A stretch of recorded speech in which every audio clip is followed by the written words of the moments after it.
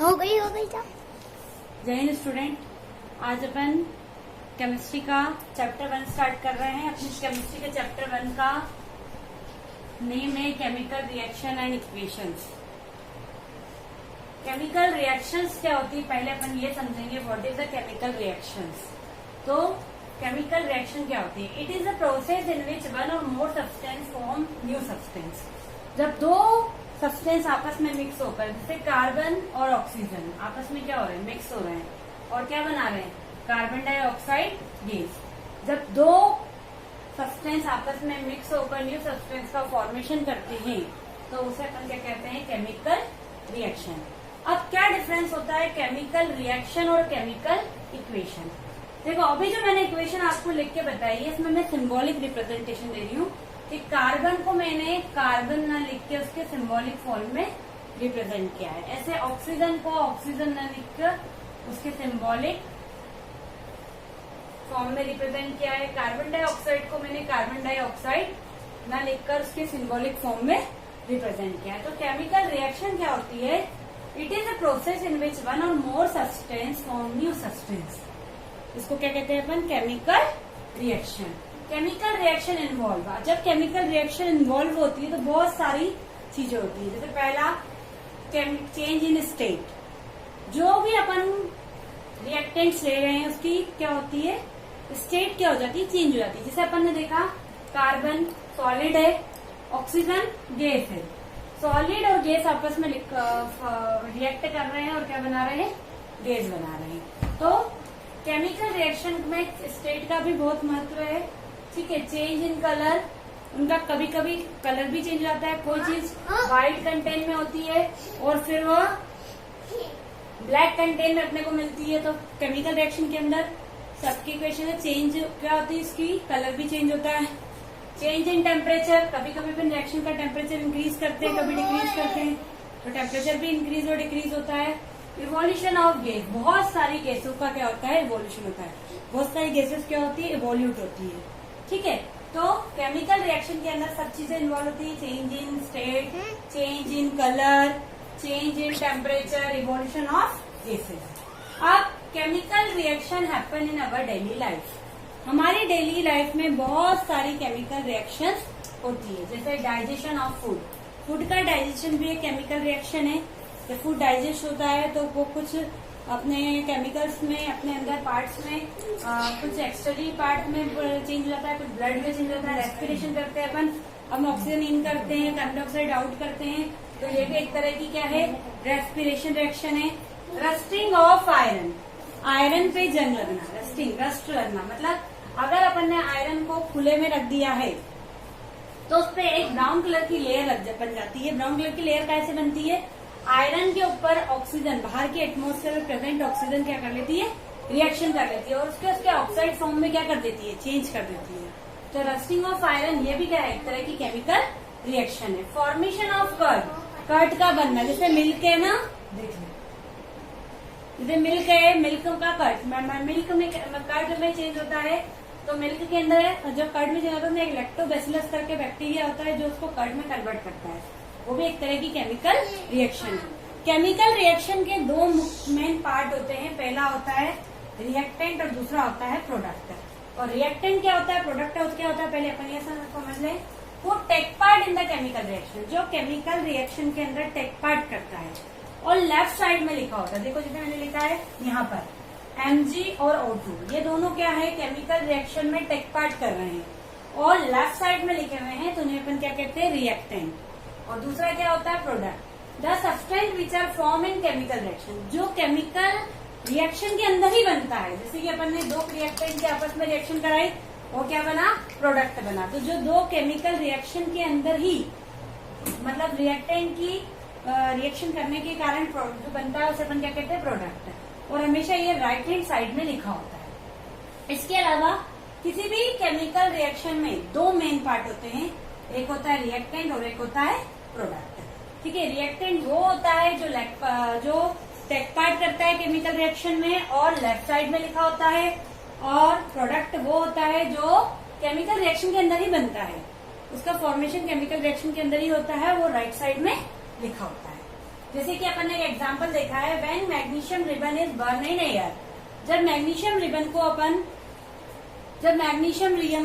अपन air में burn करते हैं, ये अपना मैग्नीशियम है, ये बाहर के ऑक्सीजन में एयर से मतलब एयर में क्या प्रेजेंट है, ऑक्सीजन से रिएक्शन करता है और क्या करता है, मैग्नीशियम ऑक्साइड में क्या हो जाता है, चेंज हो जाता है। तो मतलब ये कौन है, अपना रिएक्टेंट है और ये कौन है, अपना प्रोडक्ट है। अब अपन ने बात करी थी कि केमिकल रिएक्शन और केमिकल इक्वेशन में क्या डिफरेंस है। तो केमिकल रिएक्शन वो होती है जिसमें अपन एलिमेंट को कार्बन, ऑक्सीजन उसके फुल फॉर्म में बता रहे हैं, लेकिन केमिकल इक्वेशन वो होती है जब अपन किसी रिएक्शन को उसके शॉर्ट फॉर्म में उसके सिंबॉलिक रिप्रेजेंटेशन के द्वारा प्रेजेंट करते हैं। जैसे a chemical reaction can be represent by chemical equation, it's involve uses symbol of the substance. अपने सब्सटेंस के सिंबल्स को क्या करते हैं, यूज करते हैं और उसके साथ साथ उनकी फिजिकल स्टेट को भी मेंशन करते हैं। देखो जैसे मैं एक एग्जांपल बता रही हूँ आप लोगों को, जैसे मैंने एक रिएक्शन लिखी,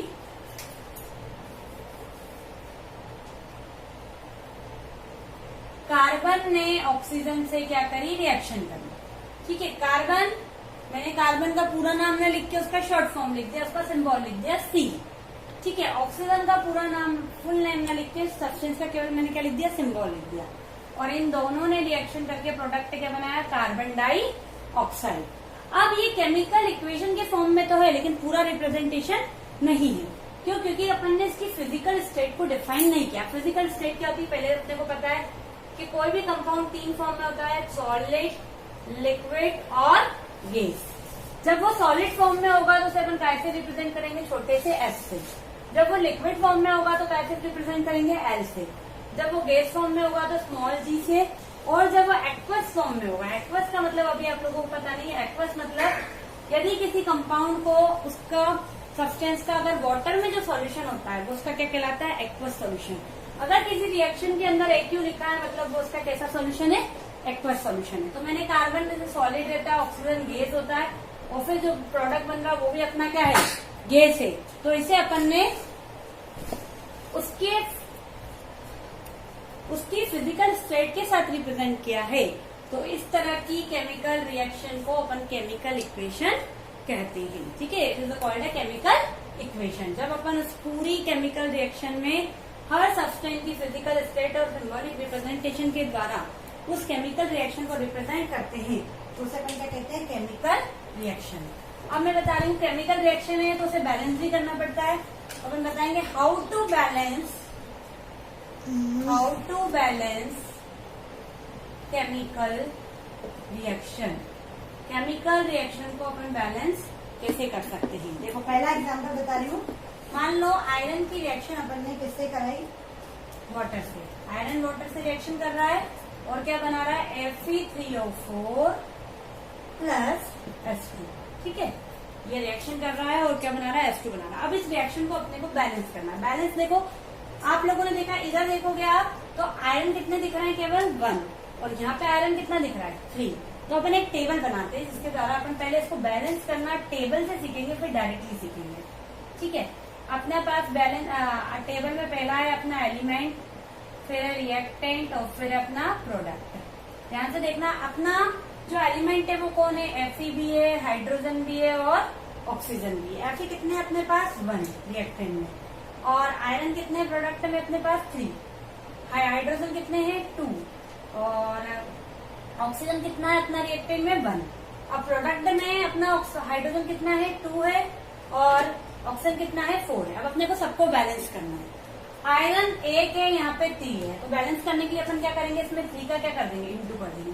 अगर 3 का इंटू अपन ने यहाँ करा है तो अपने को यहाँ भी करना पड़ेगा।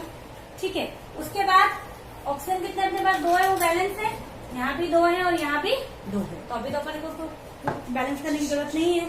लेकिन ऑक्सीजन यहाँ पे कितना है, 1 है, और यहाँ पे कितना है, 4 है, तो अपन क्या करेंगे, रिएक्टेंट में कितने का इंटू करेंगे, 4 का। रिएक्टेंट में 4 का इंटू करा तो ये भी 4 हो गया। अगर यहाँ 4 का इंटू करा है तो अपने को यहाँ भी 4 का इंटू करना पड़ेगा। लेकिन अपन यहाँ देख रहे हैं यहाँ पर कि यहाँ पे हाइड्रोजन कितने हो गए, 4 2 8, और यहाँ तो कितने है, केवल 2 ही है, तो अपने को फिर से इसको बैलेंस करना पड़ेगा। इसलिए अपन क्या करेंगे, यहाँ पे भी 4 का इंटू करेंगे और यहाँ पे भी 4 का इंटू करेंगे। जब यहाँ पे 4 का इंटू करेंगे तो यहाँ भी अपने को 4 लिखना पड़ेगा। इस तरह से अपनी रिएक्शन बैलेंस हो गई। 3Fe प्लस 4H2O ये बस Fe3O4 प्लस 4H2। ठीक है, तो इस तरह से अपन केमिकल रिएक्शन को क्या कर सकते हैं, बैलेंस कर सकते हैं। एक और एग्जांपल मैं करके दिखा रही हूँ आप लोगों को, ध्यान से देखना। जैसे आपका हाइड्रोजन है, उसने किससे रिएक्शन करी, क्लोरीन से, और क्या बना लिया, हाइड्रोजन क्लोराइड। अब ये रिएक्शन बैलेंस है क्या आपकी, नहीं है बैलेंस है, तो अपन क्या करेंगे, फिर से अब टेबल बनाएंगे। यहाँ पे लिखेंगे अपन एलिमेंट, यहाँ लिखेंगे रिएक्टेंट, और यहाँ लिखेंगे अपना प्रोडक्ट। ठीक है, एलिमेंट में अपने कौन कौन है, हाइड्रोजन है, क्लोरीन है। हाइड्रोजन रिएक्टेंट में कितना है, 2 है, क्लोरीन में कितना है, 2 है, और हाइड्रोजन प्रोडक्ट में कितना है, 1 है, यहाँ भी 1 है। दोनों तरफ इनबैलेंस है, तो अपन क्या करेंगे, दोनों में 2 का इंटू कर देंगे। यहाँ मैंने 2 का, यहाँ 2 का इंटू करा, तो अपने को यहाँ भी 2 का इंटू करना पड़ेगा। तो इस तरह से पूरी रिएक्शन अपनी क्या हो गई, बैलेंस हो गई। ठीक है, इसके और एक दो एग्जाम्पल देख ले अपन।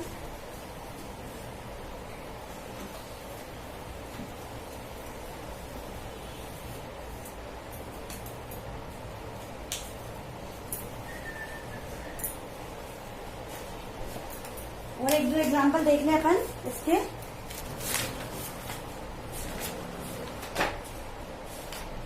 जैसे HNO3 है, ये रिएक्ट कर रहा है calcium hydroxide CaOH whole twice से, क्या बन रहा है, CaNO3 होल ट्वाइस प्लस कितना बना, H2O। तो अपन क्या करेंगे, पहले रिएक्शन को बैलेंस करेंगे। सबसे पहले अपन यहाँ लिखेंगे,